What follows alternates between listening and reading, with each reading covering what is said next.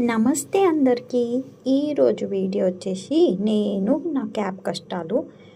నాదే first pickup ఉంటుంది, last drop ఉంటుంది. ఎవరికి చెప్పుకోవాలన్న బాధ.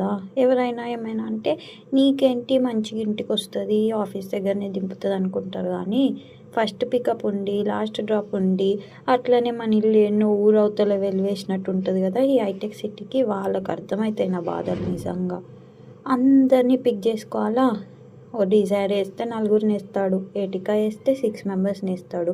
వాళ్ళందరినీ పిక్ చేసుకొని నేను డ్రైవర్ ఇద్దరం కలిసి అందరి ఇంటి చుట్టూ తిరిగి వాళ్ళని పిక్ చేసుకొని ఆఫీస్ దగ్గరికి వస్తామా. అట్లా ట్రాఫిక్ జాము. నా షిఫ్ట్ వచ్చేసి మధ్యాహ్నం 12 to నైట్ 9 వరకు. మధ్యాహ్నం 12కి అయినా కానీ ఒక గంట ముందు రాడు క్యాబ్ డ్రైవర్, 10 గంటలకే వస్తాడు. ఆ 10 గంటలకు వచ్చి కరెక్ట్గా ఒక 10 నిమిషాలు అటు ఇటు అయినా నో షో పడుతుంది. అదొక గోల మళ్ళీ. సో ఇంకా 10 వరకు క్యాబ్ ఎక్కాలా. ఆ 2 గంటలు క్యాబ్లో కూర్చొని ఇంకా 12 గంటలకు ఆఫీస్కి పోతానా.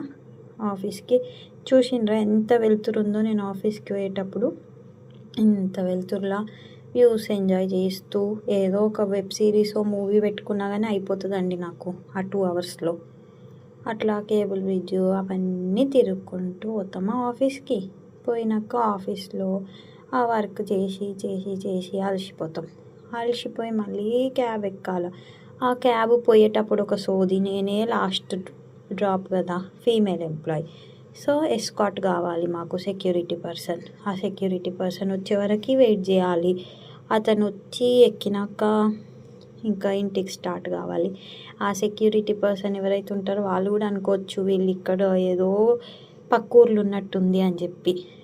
చూసిండ్రా ఎప్పుడో మధ్యాహ్నమో పొద్దున్నో వెళ్తున్నప్పుడు వెళ్తే నైట్ అవుతుంది ఇంటికి వెళ్ళేసరికి. ఇది